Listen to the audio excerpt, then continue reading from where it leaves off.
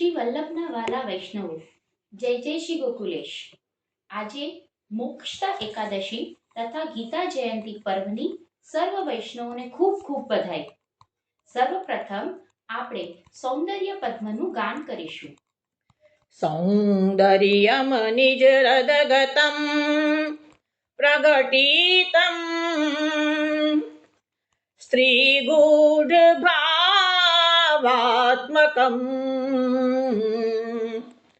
પૂરૂપમ ચ પુનસ્તદંતર્ગતમ પ્રાવિવિશત સ્વપ્રિયે સંશ્લિષ્ટાવુભયોર્બભૌ રસમય કૃષ્ણો હિ તત્ સાક્ષિકમ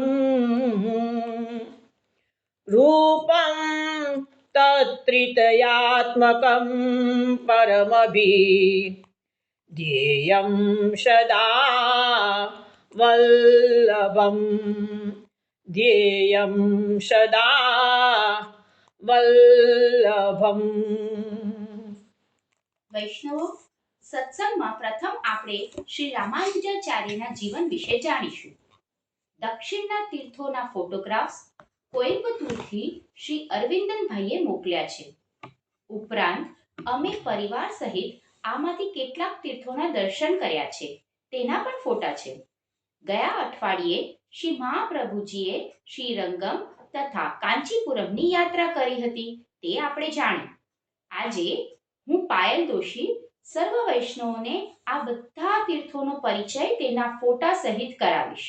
તો દરેક વૈષ્ણવોને વિનંતી કે સત્સંગ દરમિયાન મોબાઈલની સ્ક્રીન પર જોઈને સત્સંગ શ્રવણ કરે, તેથી દર્શન અને શ્રવણનો લાભ મળશે. તો ચાલો હવે શ્રીમતી જાગૃતિબેન સારનાથ જે કહે છે તે આપણે દર્શન શ્રવણ કરીએ.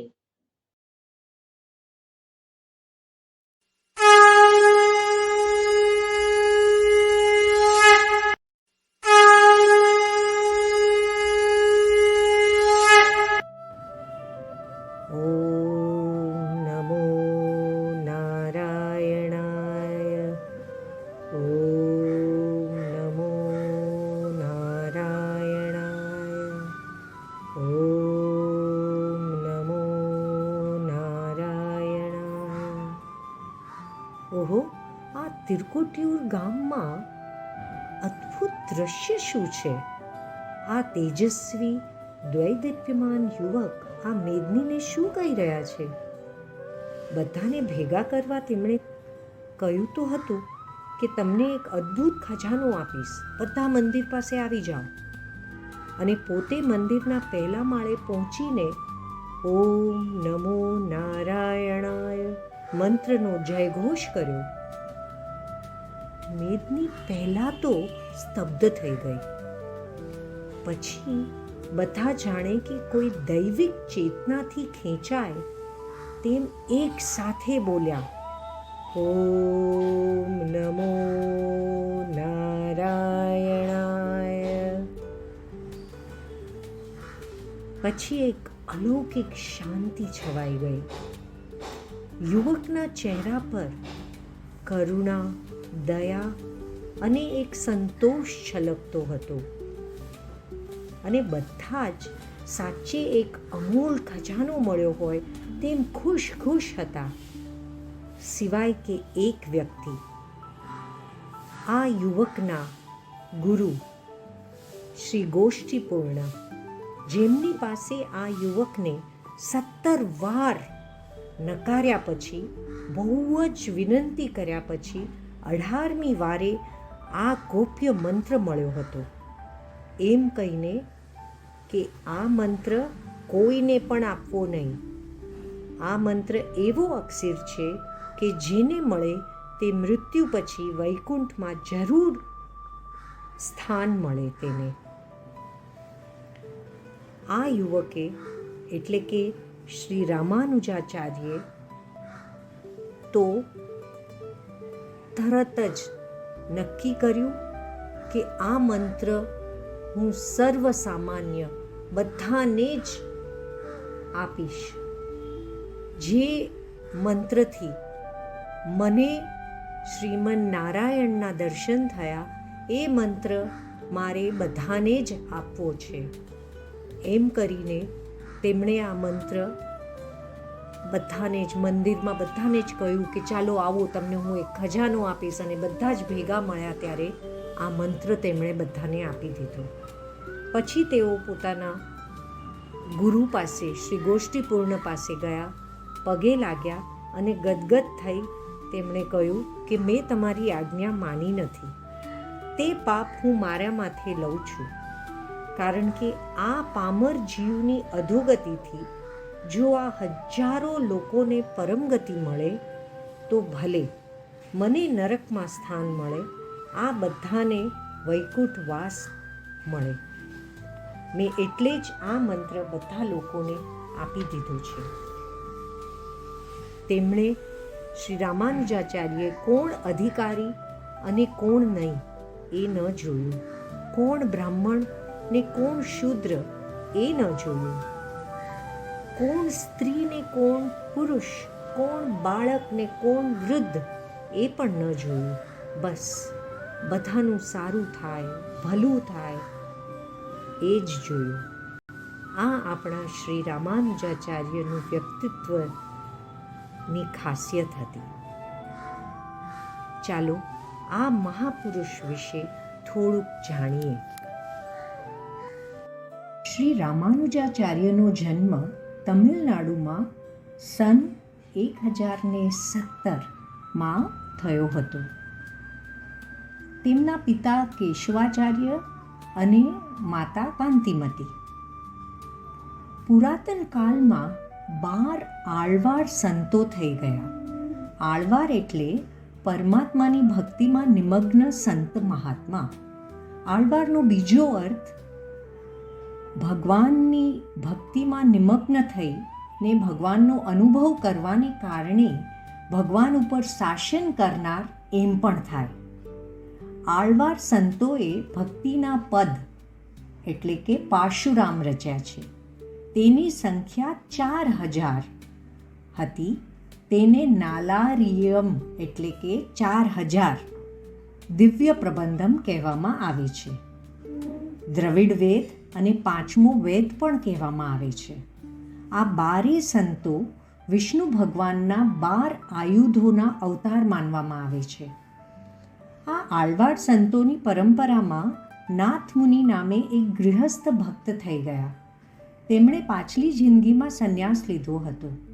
આ નાથ મુનિના પુત્ર ઈશ્વમુનિ અને એમના પુત્ર યામુનાચાર્ય થયા.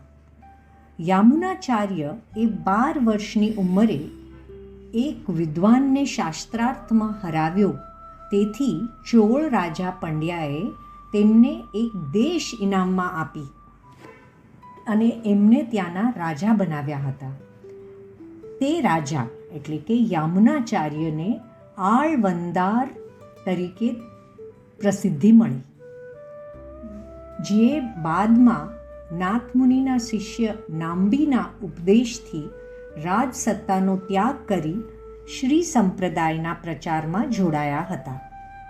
રામાનુજાચાર્યના માતા કાંતિમતી એ આળવંદારના સગા બહેન હતા.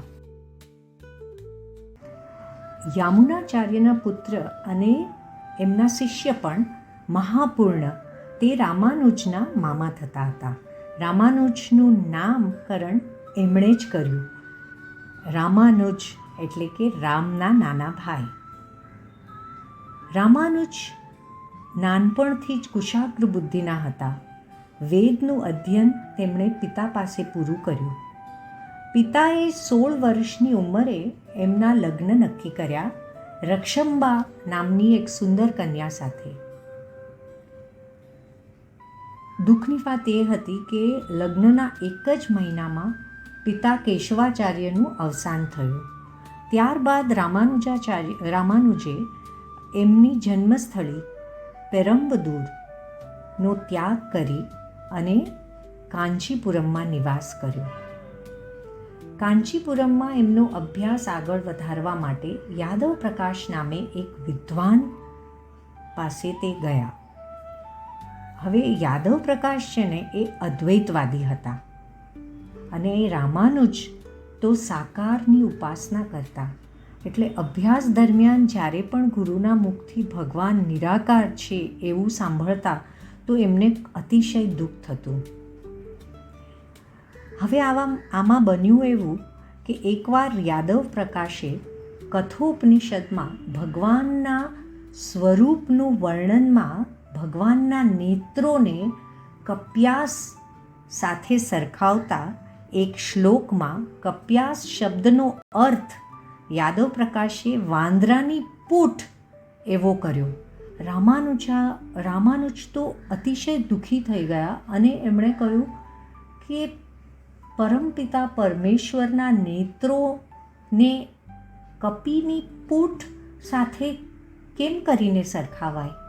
એટલે એમણે એ સંસ્કૃત શ્લોકનો અર્થ એવી રીતે કર્યો કે જેમાં કપ્યાસનો અર્થ કમળ એમ થતો હતો. એટલે ભગવાનના નેત્ર કમળની સાથે સરખાવ્યા. હવે આનાથી યાદવ પ્રકાશને તો બહુ જ પોતાનું અપમાન થયું એમ લાગ્યું. આમાં પાછું એવી રીતે બન્યું કે કાંચીપુરમની જે રાજકુમારી હતી ને તેને ભૂત વળગેલું અને રાજાએ યાદવ પ્રકાશ જ્ઞાની માણસ એટલે એને બોલાવ્યો કે ભાઈ આ ભૂતનું કંઈક નિવારણ કર. યાદવ પ્રકાશે ઘણા મંત્રોચ્ચાર કર્યા અને ઘણો પ્રયત્ન કર્યો પણ એમાં એ નિષ્ફળ ગયા. અને ત્યારે એ ભૂતે એમને એમ કહ્યું કે તારી સાથે જે શિષ્ય ભણે છે રામાનુજ કરીને એને તું બોલાવ. એ અત્યંત શ્રેષ્ઠ ભક્ત છે અને એની ચરણરજ લેવાથી મારો ઉદ્ધાર થશે. ભૂતના કહેવા પ્રમાણે રામાનુજને બોલાવ્યું. યાદવ પ્રકાશને ગમ્યું તો નહીં પણ એની પાસે કોઈ ઉપાય નહીં હતો એટલે રામાનુજને બોલાવ્યો અને એની જે ચરણરજ લેવાથી એ ભૂતનો ઉદ્ધાર થયો અને રાજકુમારી દુઃખમાંથી મુક્ત થઈ. હવે આનાથી યાદવ પ્રકાશને રામાનુજ પર વધારે દ્વેષ થયો. યાદવ પ્રકાશ એ ઘણી જ કોશિશ કરી કે રામાનુજ અદ્વૈતવાદ તરફ વળે પણ રામાનુજ તો ટસથી મસ ન થયા. એટલે આનાથી એમને બહુ જ ગુસ્સો આવ્યો, ક્રોધ આવ્યો અને એમણે નક્કી કર્યું કે આ વાત જ ખતમ કરવી. એ એમના શિષ્યોને બધાને લઈને કાશીની યાત્રા પર નીકળ્યા.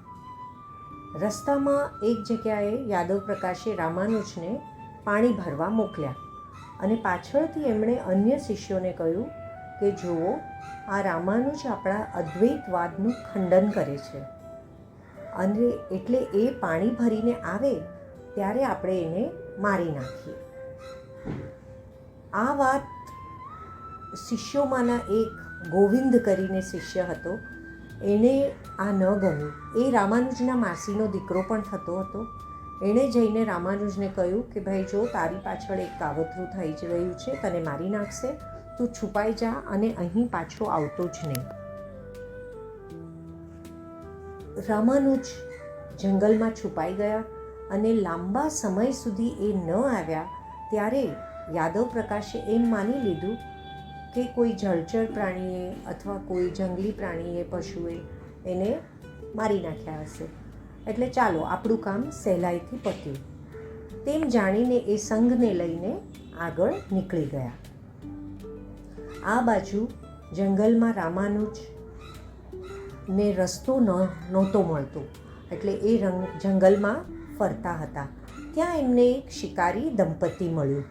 એમણે રામાનુજને એનું નામ અને ગામ પૂછ્યું અને કહ્યું કે જો ભાઈ અમે પણ કાંચીપુરમની યાત્રા કરવા નીકળ્યા છીએ એટલે તું અમારી સાથે ચાલ, અમે તને રસ્તો બતાવીશું. પછી રાત્રે બધાએ જંગલમાં આરામ કર્યો. સવારના ઉઠીને રામાનુજ એ જોયું કે પાસે એક સરોવર છે એટલે ત્યાં તે પાણી ભરવા ગયા. પાછા આવ્યા ત્યારે જોયું તો શિકારી દંપતી તો હતું જ નહીં અને જોયું કે તેઓ એક ગામની નજીક છે. ગામના લોકોને પૂછ્યું એમણે કે ભાઈ આ કયું ગામ છે? તો કે આ તો કાંચીપુરમ છે. કહેવાય છે કે રામાનુજને ની મદદ માટે સ્વયં લક્ષ્મીનારાયણ ભગવાન જ શિકારી દંપતીના રૂપે આવીને મદદ કરી ગયા. પછી અમુક મહિનાને અંતે યાદવ પ્રકાશ સંઘ સાથે કાંચીપુરમ પાછા આવ્યા. રામાનુજે પણ જાણે કે કંઈ બન્યું જ ન હોય તેમ તેમની પાસે વિદ્યાભ્યાસ પાછો શરૂ કર્યો. બીજી બાજુ યામુનાચાર્ય કાંચીપુરમની યાત્રાએ આવેલા. તેમણે જ્યારે રામાનુજને યાદવ પ્રકાશની સાથે જોયા ત્યારે તેમણે મનોમન ભગવાનને પ્રાર્થના કરી કે રામાનુજ મને શિષ્ય તરીકે પ્રાપ્ત થાય. આ બાજુ અભ્યાસ દરમિયાન ફરી પાછા રામાનુજને અદ્વૈતવાદ તરફ વાળવાની કોશિશ યાદવ પ્રકાશે ફરી કરી અને જ્યારે તેમાં તે સફળ ન થયા ત્યારે ગુસ્સે ભરાઈને રામાનુજને પાઠશાળામાંથી હંમેશ માટે કાઢી મૂક્યા. અંતે યાદવ પ્રકાશ પાસે ભણવાનું છોડી તેમણે ઘેર રહી અભ્યાસ કર્યો. રામાનુજના પાંડિત્યની ખ્યાતિ ઘણી વધી રહી હતી.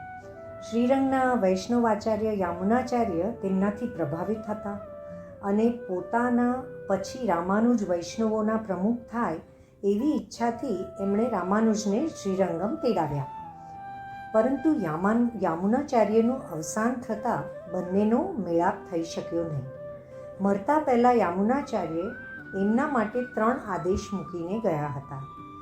વેદાંત સૂત્રો પર ભાષ્ય રચવું 1, બીજું આળવારોના પદ સંગ્રહને પંચમ વેદનું સ્થાન આપવું અને ત્રીજું વિષ્ણુ પુરાણના કર્તા મુનિ શ્રેષ્ઠ પરાશરની યાદમાં કોઈ વૈષ્ણવ પંડિતનું નામ પરાશર રાખવું.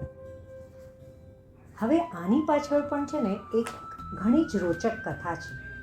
બન્યું એવું કે શ્રી યામુનાચાર્ય જે કે આપણે શ્રીરંગમમાં રહેતા હતા ને, તેમનો અંત સમય નજીક આવતા તેમના શિષ્યને તેમણે કાંચીપુરમ મોકલ્યા શ્રી રામાનુજને તેડાવવા માટે.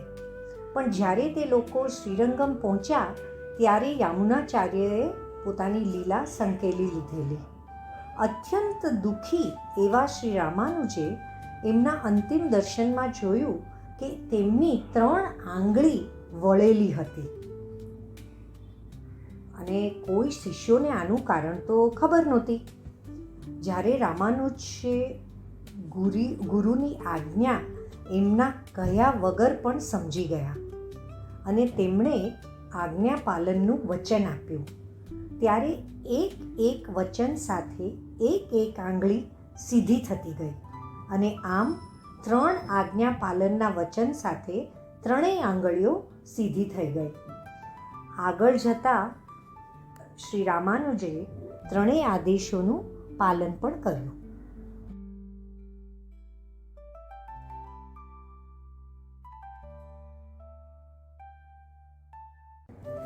આગળ જઈ અને રામાનુજે સંન્યાસ લીધો અને યામુનાચાર્યની ગાદી સ્વીકારી.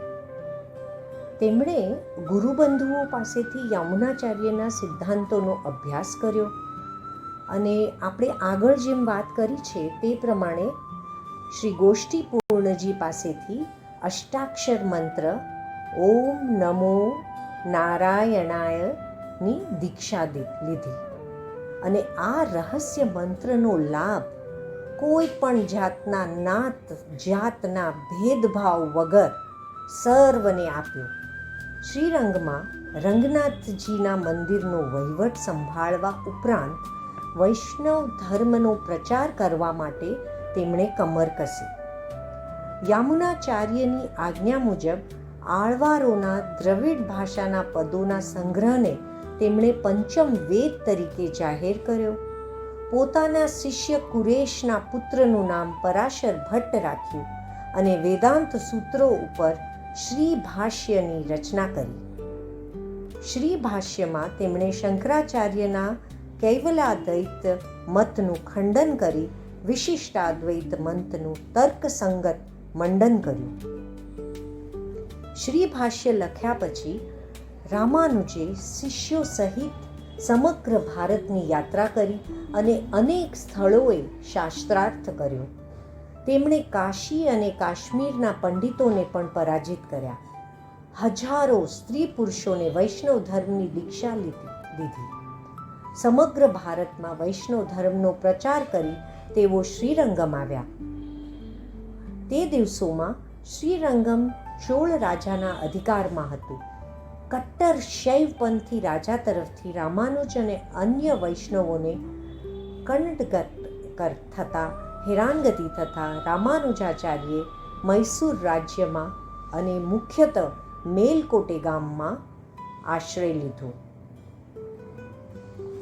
ત્યાં 12 વર્ષના નિવાસ દરમિયાન વૈષ્ણવ ધર્મનો બરાબર પ્રચાર કર્યો. ચોળ રાજાનું અવસાન થતાં રામાનુજે શ્રીરંગમાં પાછા આવી વૈષ્ણવ ધર્મનું વ્યાપક પ્રચાર કાર્ય આરંભ્યું. તેમનું સમગ્ર જીવન સાધના, ભક્તિ અને ધર્મ પ્રચારમાં ગાળી આચાર્ય રામાનુજ લગભગ 120 વર્ષની વયે વૈકુંઠવાસી થયા.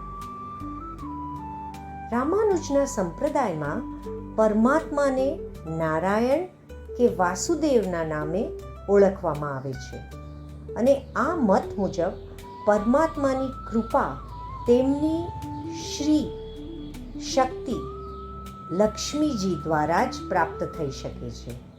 આથી આ સંપ્રદાય શ્રી સંપ્રદાયને નામે ઓળખાય છે. વેદાંત સૂત્રો પરના તેમના ભાષ્યનું નામ શ્રી ભાષ્ય પણ આ અર્થમાં સૂચક છે. રામાનુજાચાર્યે શ્રી ભાષ્ય ઉપરાંત ગીતા ભાષ્ય, વેદાંત સંગ્રહ, વેદાંત દીપ અને વેદાંત સાર એવા ગ્રંથો લખી પોતાના મતની પુષ્ટિ કરી છે.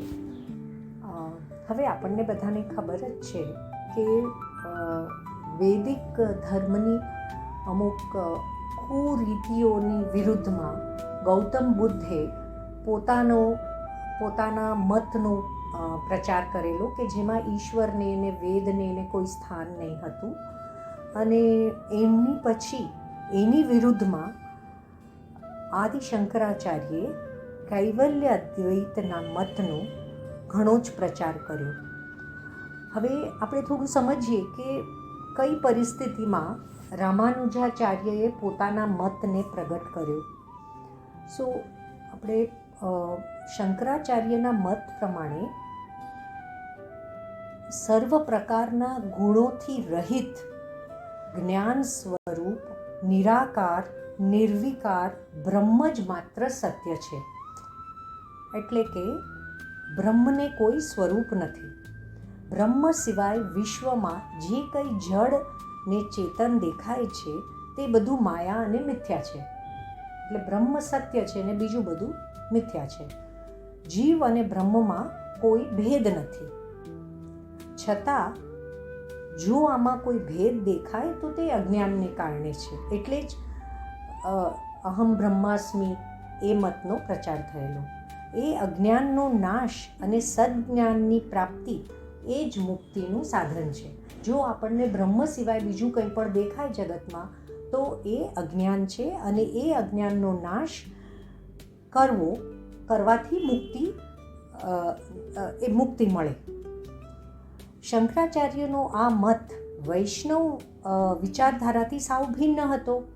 કેમ કે જીવ અને બ્રહ્મની એકતાનું પ્રતિપાદન કરવાથી શાંકર મતમાં સગુણ ઈશ્વરની ભક્તિ અને અવતારવાદની ધારણાને કોઈ અવકાશ નથી. તો પછી ભગવાનના અવતાર છે એ બધી વસ્તુને કોઈ એ નકારી જ દે છે એ લોકો. વળી શંકરની વિચારધારા જ્ઞાનીઓ માટે હતી. સામાન્ય મનુષ્યો તેને ભાગ્યે જ સમજી શકતા હતા. સામાન્ય જનતા તો એક એવા ઈશ્વરની શોધમાં હતી કે જે તેમની પ્રાર્થનાઓ સાંભળે, દયા કરે, સંકટ સમયે આવીને રક્ષા કરે, જેના ચરણોમાં સમર્પણ કરવાથી તેઓ પોતાના દુઃખ દૈન્યોમાંથી છુટકારો મેળવે. આવી સ્થિતિમાં રામાનુજાચાર્યે વિશિષ્ટ અદ્વૈતના સિદ્ધાંત પર ભક્તિ માર્ગનું મંડન કર્યું. રામાનુજના મતે બ્રહ્મ પરમ સત્ય, સગુણ અને સવિશેષ છે. એટલે સૌથી પહેલાં તો એમણે બ્રહ્મ નિરાકાર નથી, બ્રહ્મ ગુણ અને સાકાર છે, ગુણ સાથે અને સાકાર છે. તે શક્તિ, ઐશ્વર્ય, કરુણા વગેરે સમસ્ત સદ્ગુણોથી સંપન્ન છે. વળી એ જીવ અને જગતથી વિશિષ્ટ છે. તે જીવ અને જગતનો અંતર્યામી છે. જીવ અને જગત સત્ય છે પરંતુ સ્વતંત્ર નથી. એટલે જે શંકરાચાર્યના મત પ્રમાણે જગત મિથ્યા એમ હતું, એનું ખંડન કરીને કહ્યું જગત અને જીવ બંને સત્ય છે પણ સ્વતંત્ર નથી, તેઓ બ્રહ્મને આધીન છે પણ બ્રહ્મથી અલગ છે. બ્રહ્મ આ જગતનું કારણ છે અને સૃષ્ટા છે.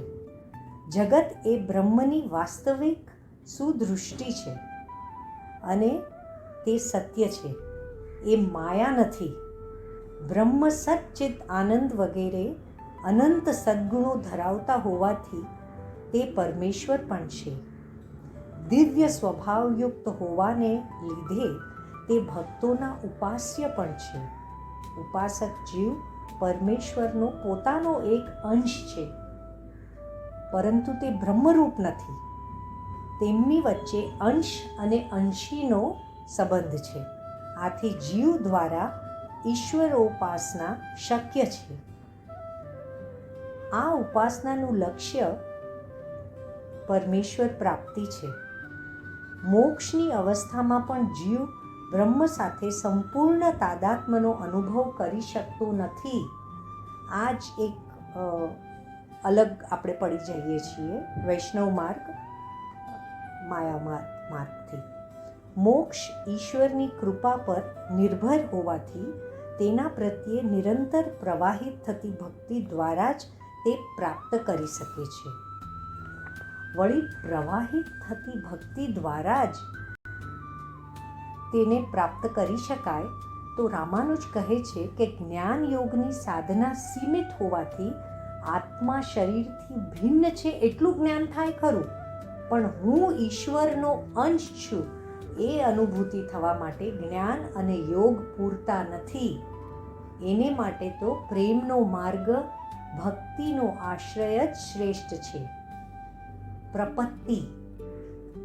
આમ રામાનુજે શાંકર વેદાંતના નિર્ગુણ બ્રહ્મમાં ઈશ્વર તત્વનું આરોપણ કરીને તેને ભક્તોની પ્રાર્થના સાંભળનાર, વિશ્વ પ્રપંચોનો કર્તા અને તેનો સંહારક બનાવી દીધા.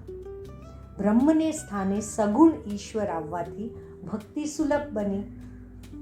જ્ઞાન, કર્મ અને ભક્તિમાં ભક્તિને શ્રેષ્ઠ બતાવવા છતાં પણ રામાનુજે એમ કહ્યું કે ભક્તિમાં પણ સૌથી સુલભ માર્ગ પ્રપત્તિ છે. આને માટે જ્ઞાન, વિદ્યાભ્યાસ, યોગ સાધના વગેરેની જરૂર નથી. માત્ર ધ્યાનપૂર્વક ઈશ્વરનું ચિંતન કરવાથી, તેની ભક્તિ કરવાથી ઈશ્વર જીવને અપનાવી લે છે. પૂર્ણ શરણાગતિ. હવે આલવાડ સંતો આભડછેટ અને નાતજાતમાં માનતા નહોતા. આપણે પાછા જે આલવાડ સંતોની વાત પહેલાં કરેલી એમની જ વાત પર આવીએ છીએ કે જે બારે આલવાડ સંતો હતા તે લોકોમાં તો ઘણા બીજી બધી જ જાતિઓના સંતો હતા. બધા કંઈ બ્રાહ્મણો નહીં હતા. તેઓ વર્ણાશ્રમના વિધિ નિષેધોના હિમાયતી પણ નહોતા. તેઓ રામાનુજે આળવારોના આ અભિગમને યુક્તિપૂર્વક પોતાના મતમાં ગોઠવ્યો. આમ પ્રપત્તિનો માર્ગ, પૂર્ણ શરણાગતિનો માર્ગ સ્ત્રી, શૂદ્રો સહિત બધાને માટે ખુલ્લો થયો. રામાનુજના આ પગલું તત્કાલીન સુધારાવાદી બ્રાહ્મણ ક્યાં સુધી જઈ શકે તેનું પણ સૂચક હતું. તેમના સંપ્રદાયે લાખો શૂદ્ર તેમજ અંત્યજોને પોતાના માર્ગમાં અપનાવી વૈષ્ણવી સંસ્કાર યુક્ત કર્યા. તેમના આચરણો ધર્માનુકૂળ બનાવ્યા. આનું પ્રચ્છન્ન પરિણામ એ આવ્યું કે લાખો શૂદ્રો, અંત્યજો વગેરે પરધર્મમાં વટલાતા અટકી ગયા. આ હતું શ્રી રામાનુજાચાર્યના જીવન અને સંપ્રદાય વિશે એક સંક્ષિપ્ત વિવરણ. હવે થોડું જાણીએ એમના શિષ્યો અને સંપ્રદાય વિશે, પણ તેની પહેલાં એક બે રોચક વાતો કરીએ. શ્રી રામ ભગવાને વિભીષણને રંગનાથ ભગવાનની પોતાની સેવ્ય મૂર્તિ આપી હતી, જે અત્યારના શ્રીરંગમમાં છે. હવે તેમની પાસે તો કોઈ પણ સેવાની મૂર્તિ ન રહી, એટલે બ્રહ્માએ તેમને સેલ્વનારાયણની મૂર્તિ આપી. આ મૂર્તિ શ્રી રામે લવકુશને આપેલી. હવે કુશની પુત્રીના લગ્ન એક યાદવ રાજકુમાર સાથે થયેલા, અને તેના સાથે આ સેલ્વનારાયણની સુંદર મૂર્તિ યાદવ વંશમાં આવી ગઈ અને દ્વારિકામાં બિરાજમાન હતી. જ્યારે શ્રી કૃષ્ણ અને બલરામ ફરતા ફરતા મેલકોટે આવ્યા, ત્યારે અહીંના શ્રીમન નારાયણની મૂર્તિ જોઈ તેમને થયું કે આ મુખ્ય મૂર્તિ, મૂળ મૂર્તિ અને દ્વારિકામાં રહેલી સેલ્વનારાયણની મૂર્તિમાં ઘણું જ સામ્ય હતું. તેથી તેમણે આ મૂર્તિ, એમની મૂર્તિ મેલકોટેમાં ઉત્સવ મૂર્તિ તરીકે પધરાવવાનો નિશ્ચય લીધો અને એમ જ કર્યું. એટલે દ્વારિકાથી સેલ્વનારાયણની મૂર્તિ મેલકોટેમાં આવી ગઈ. સમય જતાં આ ઉત્સવ મૂર્તિ દિલ્હીના સુલતાન પાસે પહોંચી ગઈ અને મૂળ મૂર્તિ પહાડ નીચે જતી રહેલી. જ્યારે શ્રી રામાનુજાચાર્ય મેલકોટે પધાર્યા, ત્યારે ભગવાને તેમને સપનામાં આવી પોતાની મૂળ મૂર્તિને પહાડ નીચેથી બહાર લાવવાની આજ્ઞા કરી, અને રામાનુજાચાર્યે આ જ મૂર્તિને મંદિરમાં પ્રતિષ્ઠાપિત કરી. આ નારાયણની મૂળ મૂર્તિને લાડ લડાવવા માટે તેમને ઉત્સવ મૂર્તિની જરૂર લાગી. જ્યારે શ્રી ઠાકોરજીએ તેમને સપનામાં દિલ્હી સુલતાનથી પોતાની આ મૂર્તિ, ઉત્સવ મૂર્તિને લાવવાની આજ્ઞા કરી. રામાનુજાચાર્ય જ્યારે સુલતાન પાસે પહોંચ્યા, ત્યારે સુલતાને ઘણી બધી મૂર્તિઓ વચ્ચેથી તેમની મૂર્તિને ગોતી લેવા કહ્યું. રામાનુજાચાર્યે આ સેલ્વ પિલ્લઈ એટલે કે પ્રિય બાળક, સેલ્વ એટલે પ્રિય અને પિલ્લઈ એટલે બાળક, એને ગોતવા માટે આલવાર સંત અને જે આપણે દેવી માનીએ છીએ તે આંડાળ દેવીનું પ્રિય પાશુરામ ગાયું. અને ત્યાં તો આશ્ચર્ય થયું, એક ચમત્કાર થયો કે ઠાકોરજી કુંવરીના કક્ષમાંથી દોડી દોડીને રામાનુજાચાર્યના ખોળામાં પધારી ગયા. રામાનુજાચાર્યે ઘણા પ્રેમથી અને લાડથી તેમને મેલકોટેના મંદિરમાં પધરાવ્યા. એ આજે પણ ત્યાં જ બિરાજમાન છે. કુંવરી પણ પોતાની પ્રિય મૂર્તિની પાછળ પાછળ મેલકોટેમાં આવીને વસી ગયા. હવે બીજી એક રોચક વાત. રામાનુજાચાર્ય મૈસૂર રાજ્યમાં 12 વર્ષ રહ્યા પછી જ્યારે શ્રીરંગમ પધારતા હતા, ત્યારે વૈષ્ણવો એમના વિરહમાં ઘણા જ દુઃખી થયા. તેમની માટે તેમણે એક પંચધાતુની મૂર્તિની અહીં સ્થાપના કરી, જે કે તેમનું જીવંત સ્વરૂપ છે. વૈષ્ણવોને ખાતરી આપવા તેમણે કહ્યું, હું અહીં તમારી સાથે ઊભો છું અને મૂર્તિ પર પડદો નાખીને તમે પ્રશ્ન પૂછો. મૂર્તિમાંથી તમને જો હોકારો મળે તો તમે સ્વીકારજો કે આ મારું જ જીવંત સ્વરૂપ છે. અને તેમ જ થયું. વૈષ્ણવોને ખાતરી થઈ. હવે બીજી મૂર્તિની વાત, જે તેમના જન્મસ્થળ શ્રી પેરમ્બદૂરમાં બનાવવામાં આવી. તે મૂર્તિ બન્યા પછી તેને ભેટીને રામાનુજાચાર્યએ કહેવાય છે કે પોતાની બધી જ સિદ્ધિઓ તેમાં સ્થાપિત કરી. પછી તેઓ શ્રીરંગમમાં પધારી ગયા. હવે આ મૂર્તિને મંદિરમાં સ્થાપિત કર્યા પછી કારીગરે તેના નેત્રોને મઠારવા માટે એના પર કામ શરૂ કર્યું. ત્યારે આ બાજુ શ્રીરંગમમાં રામાનુજાચાર્યના નેત્રોમાંથી રક્તસ્રાવ એટલે કે લોહી નીકળવા માંડ્યું, કારણ કે આ મૂર્તિમાં પણ તેઓ જીવંત હતા, છે જ. તેમની ત્રીજી મૂર્તિ તે શ્રીરંગમમાં છે, જે માનવામાં આવે છે કે તેમનું જ સમાધિસ્થ મૃત શરીર છે કે જેને કોઈ પ્રાચીન પદ્ધતિ દ્વારા સાચવવામાં આવેલું છે. આમ આ હતી આ 3 જીવંત મૂર્તિ, રામાનુજાચાર્યની 3 જીવંત મૂર્તિની વાત. હવે જાણીએ થોડુંક એમના સંપ્રદાય વિશે, શ્રી સંપ્રદાય વિશે. રામાનુજે શ્રી સંપ્રદાયના ફેલાવાની જવાબદારી તેમના 74 શિષ્યોને સોંપી, જેમણે 74 મઠોની સ્થાપના કરી. શ્રી રામાનુજે શીખવ્યું કે પરબ્રહ્મને 5 સ્વરૂપે પૂજી શકીએ: પર, વ્યુહ, વિભવ, અંતર્યામી અને અર્ચ. આમાંના કોઈ એક અથવા વધારે પાસા દ્વારા આપણે પરબ્રહ્મને પૂજી શકીએ છીએ. એમણે શ્રી વિષ્ણુ અથવા શ્રીમન નારાયણના પૂજનની વિધિનું સ્થાપન કર્યું. ભારત વર્ષના ઘણા જ મોટા મોટા વિષ્ણુ મંદિરમાં શ્રી રામાનુજાચાર્યની સ્થાપિત વિધિથી જ પૂજન થાય છે. આ વિધિને પાંચરાત્ર કહેવામાં આવે છે. જેમ દરેક સંપ્રદાયમાં થાય તેમ આ સંપ્રદાયમાં પણ રામાનુજાચાર્યના ઉપદેશનું અર્થઘટન અલગ અલગ રીતે થયું. આમાં 2 મુખ્ય ફાટા થયા: વડગલય એટલે ઉત્તર તરફના અને તેંગલય એટલે દક્ષિણ તરફના. તેંગલય એમ માને છે કે શ્રીમન નારાયણ જ મોક્ષદાયક છે, અને વડગલય એમ માને છે કે શ્રીમન નારાયણ અને માતા લક્ષ્મી બંને મોક્ષદાતા છે.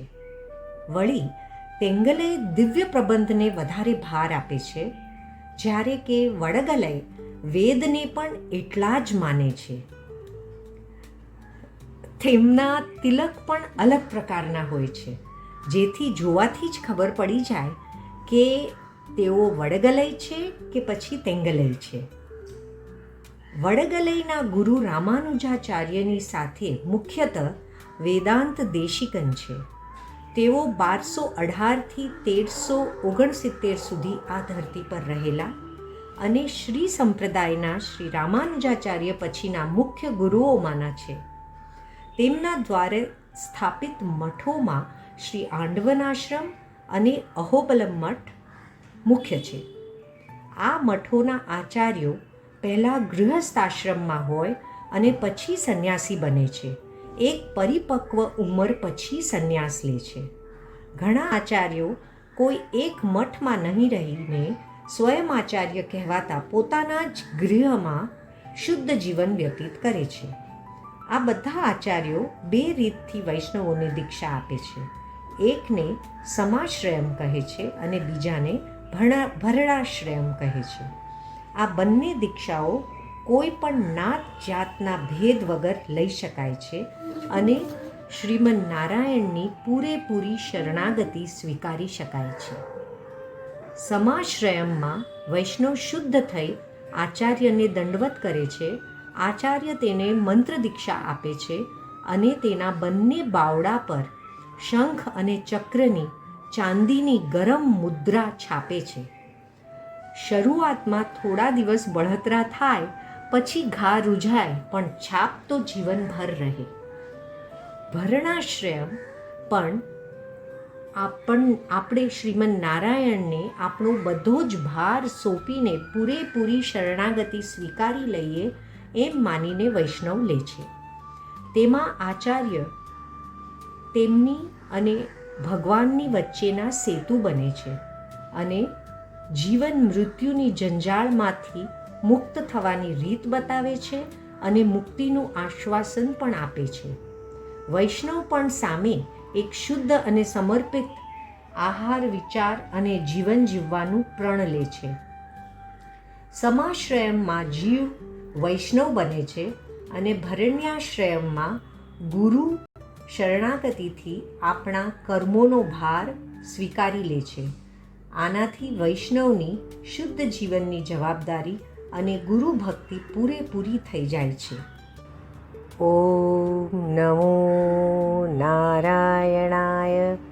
આ હતી શ્રી રામાનુજાચાર્યના જીવનની થોડીક રસપ્રદ વાતો સંક્ષિપ્તમાં.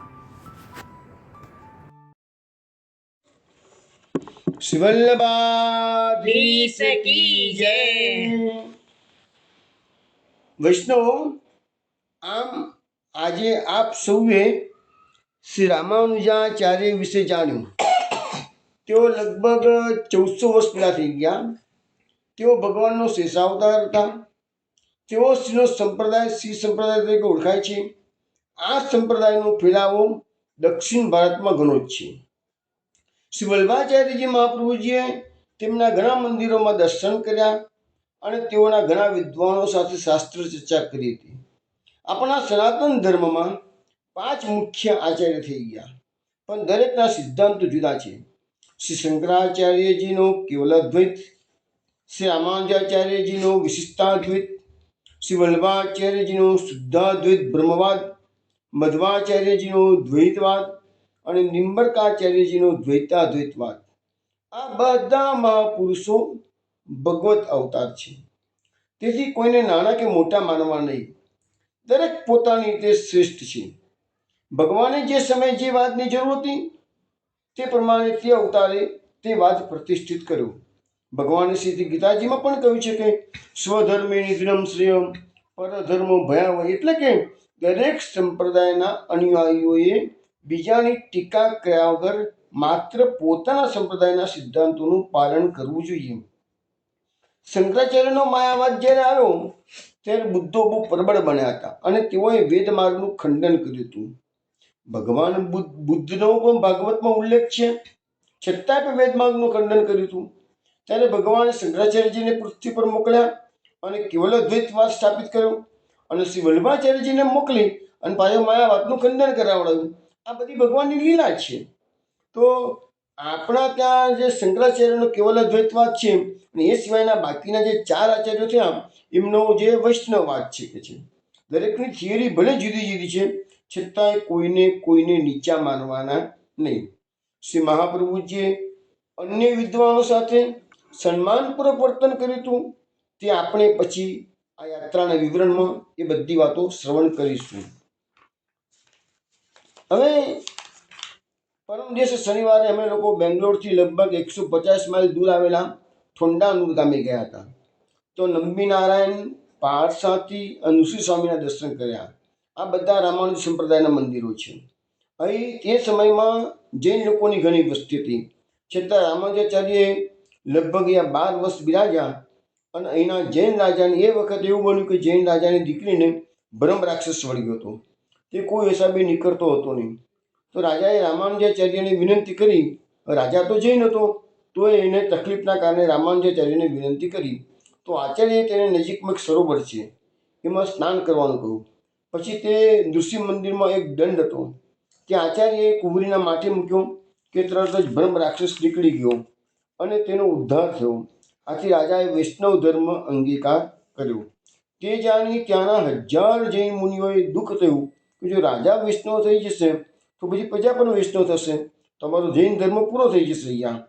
તો એટલે પછી 1000 જૈન મુનિઓએ આવીને શ્રી રામાનુજાચાર્યને એક સાથે 1000 પ્રશ્ન કર્યા.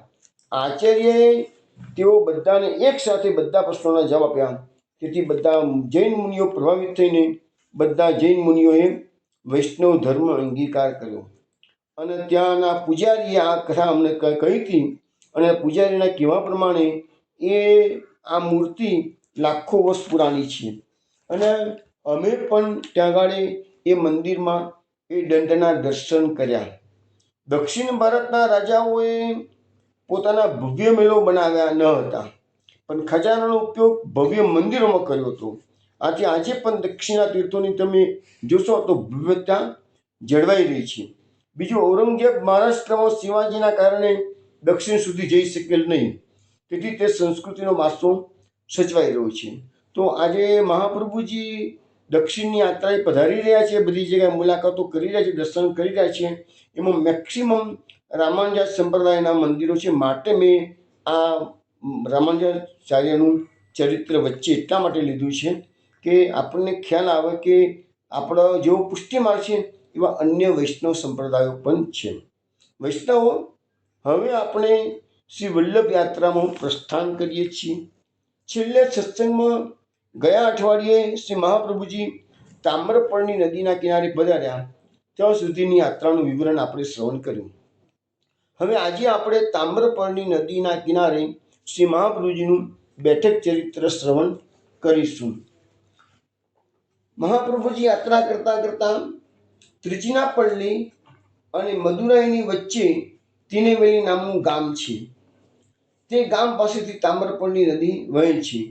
ત્યાં છોકરના વૃક્ષ નીચે શ્રી મહાપ્રભુજી બિરાજ્યા હતા. આ તિનેવેલી ગામમાં હું 1955ની સાલમાં ગયો હતો, પરંતુ એ વખતે મેં બેઠક શોધવા પ્રયત્ન કર્યો, પણ બેઠક આજે પણ ઇવન આટલા વર્ષો પછી પણ પ્રકટ નથી. હવે ત્યાં આગળ જે છોકરના વૃક્ષ નીચે મહાપ્રભુજી બિરાજાયેલા અને શ્રીમદ ભાગવતનું મહાપ્રભુજીએ પારાયણ પણ કરેલું અને અનંત સ્વયં ભગવાનની સેવા કરી આચાર્યશ્રી ત્યાં સુખપૂર્વક બિરાજ્યા. ત્યાં એ દરમિયાન એવું બન્યું કે તિરસ્કાર પામેલો બ્રાહ્મણ દુઃખી ત્યાં મહાપ્રભુજીની શરણે આવે છે. મહાપ્રભુજીએ પોતાના શિષ્યો દ્વારા આચાર્યએ પૂછાવડાવ્યું કે આ કોણ છે? તો એને કહ્યું કે મહારાજ, અહીંથી 2 કોસ ઉપર એક પાલમકોટા નામનું નગર આવેલું છે અને ત્યાંના રાજાને કાળ જોરથી દુઃખિત થવાથી તેની શાંતિને માટે તે રાજાના ગુરુએ શાસ્ત્રની રીતે કુંડ મંડપ બનાવી મંત્ર વડે સુવર્ણનો એક મોટો કાળ પુરુષ સ્થાપન કર્યું છે. અને તે કાળ પુરુષ જીવતો હોય તેની માફક તેની દાન લેવા આવનારને એક આંગળી બતાવીને હુંકાર ભણે છે અને એના કારણથી જેટલા વિદ્વાનો આવે છે એ બધા નાસી જાય છે, પણ આ સુવર્ણનું દાન લેવા કોઈ તૈયાર થતું નથી. છેવટે રાજા બધાએ કીધું કે રાજાના પુરોહિત છો તો તમે રાજાનું સાચો આટલું અને આ કાળ પુરુષનું દાન તમે લઈ લો.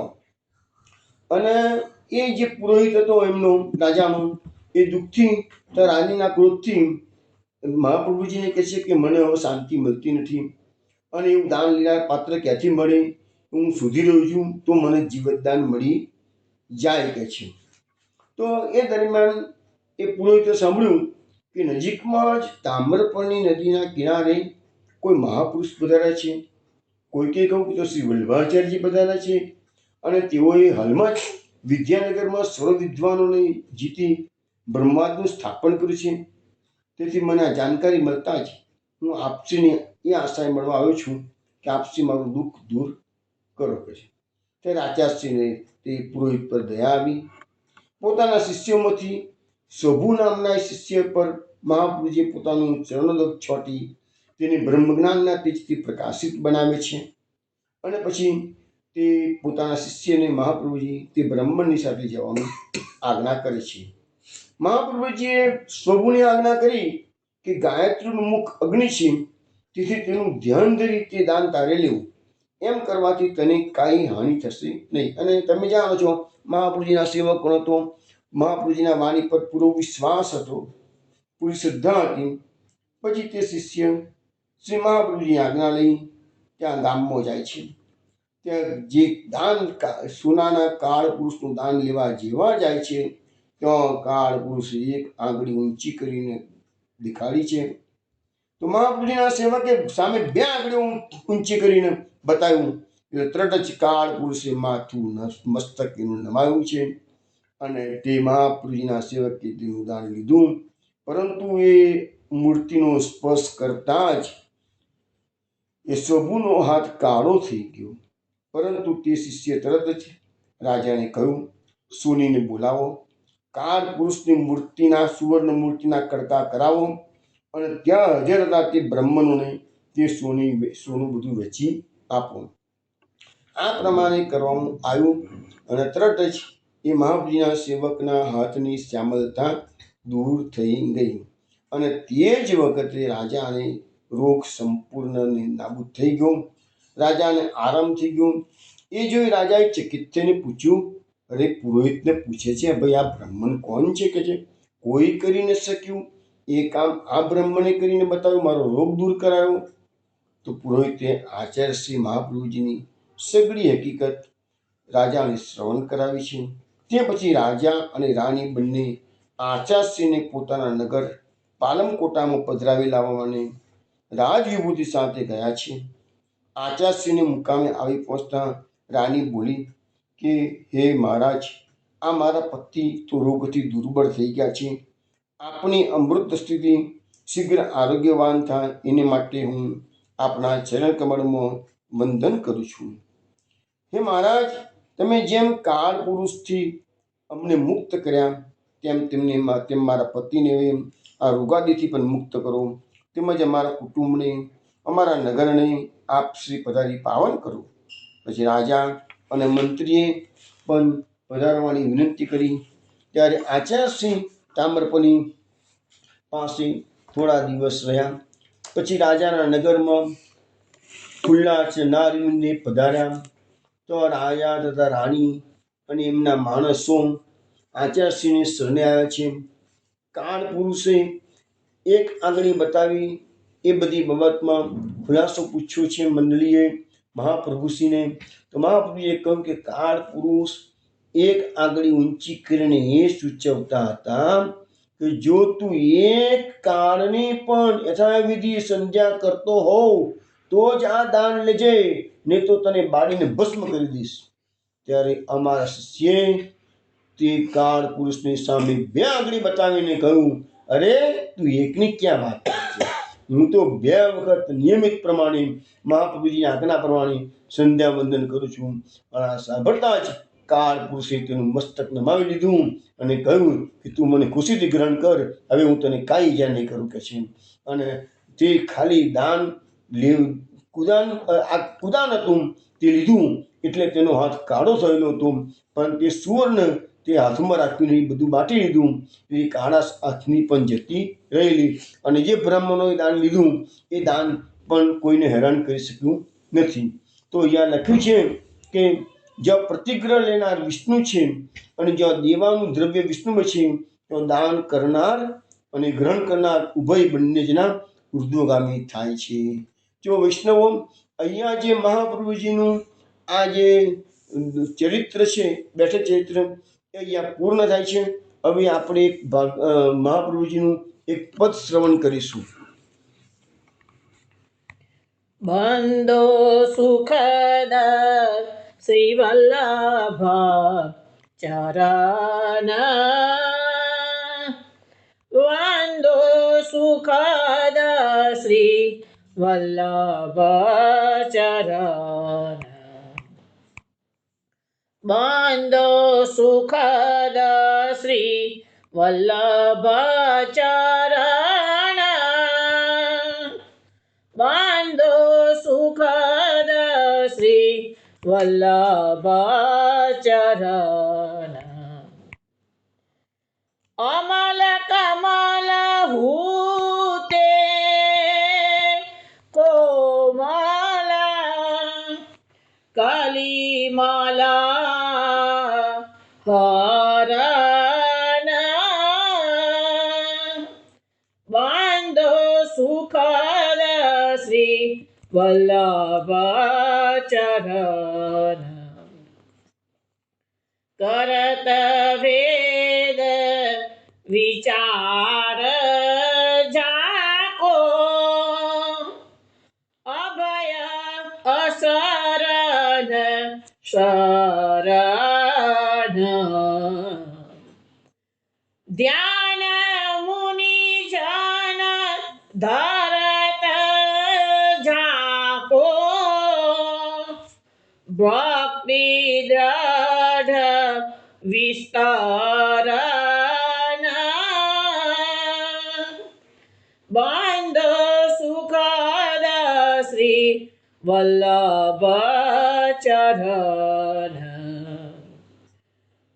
હોત મન કર્મ વચન ચારો, ભજે કહી વરન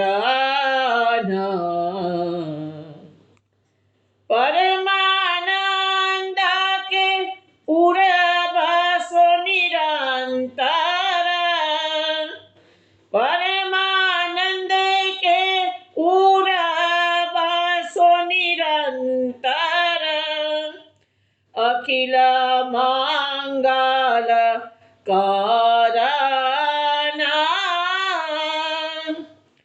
બંધો સુખદ શ્રી વલ્લભ ચરણ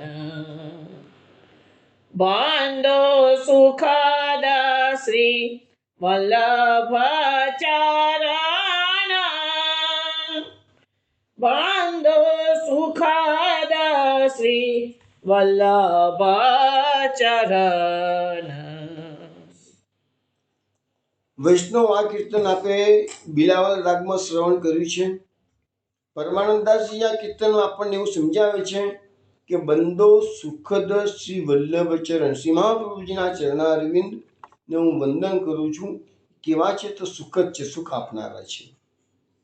અમલ કમલ હું તે કોમલ કલિમલ હરણ, મહાપ્રભુજીના ચરણારવિંદ કેવા છે તો શુદ્ધ કમલ, એના કરતા પણ કોમલ.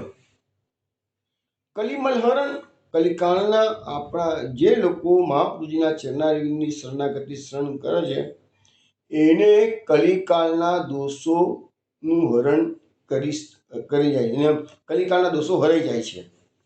કરત વેદ વિચાર જાકો અભય અશરણ શરણ, અરે વેદો પણ આપણા આ મહાપ્રભુજીના ચરણારવિંદનું કાયમ વિચાર કરે છે.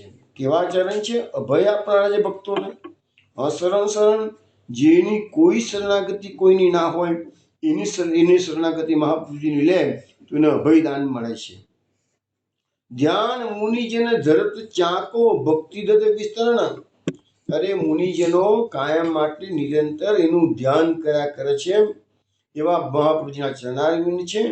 અને મહાપ્રભુજીના ચરણારવિંદની શરણાગતિ સ્વીકારને દધ ભક્તિ પ્રાપ્ત થાય છે.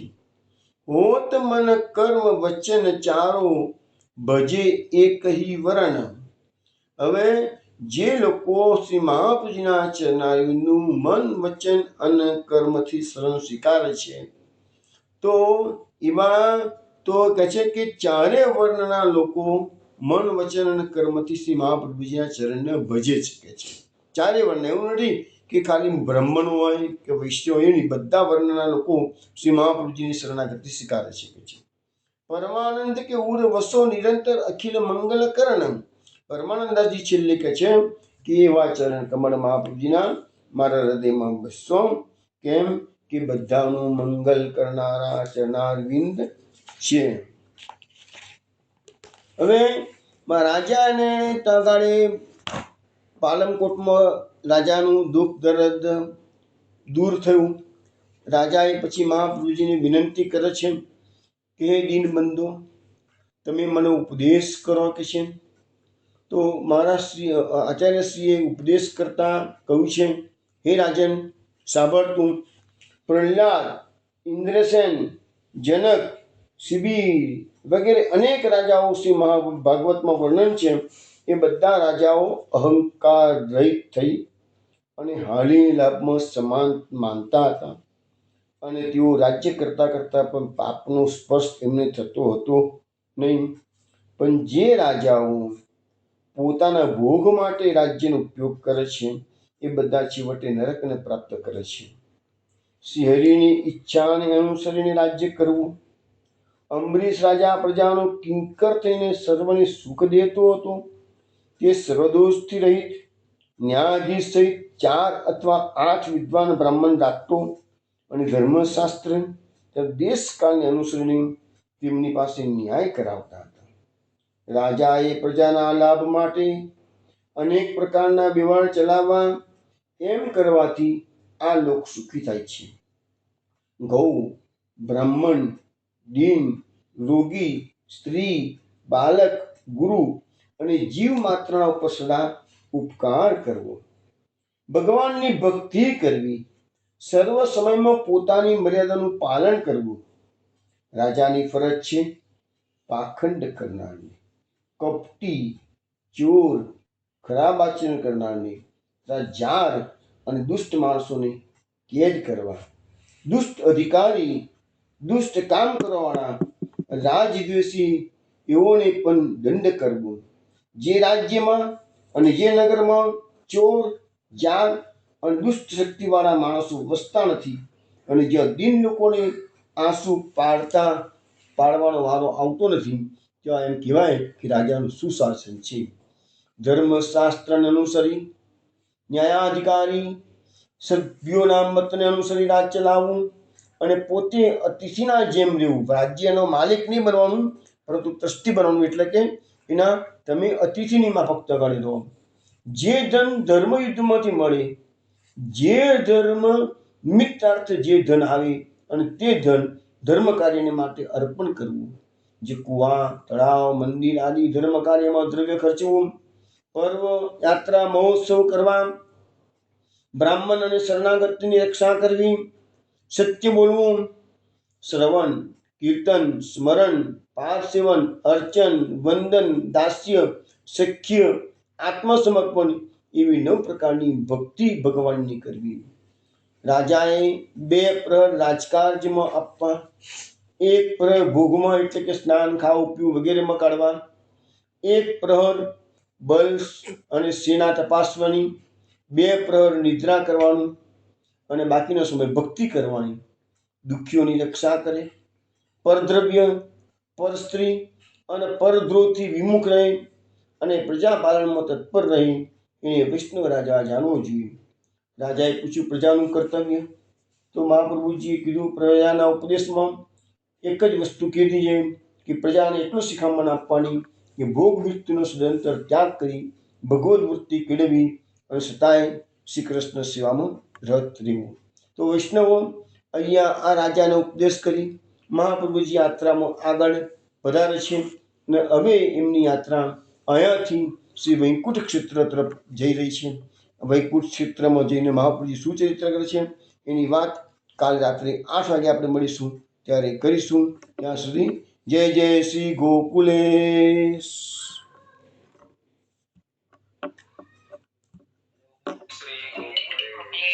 જય જય શ્રી ગોકુલેશ.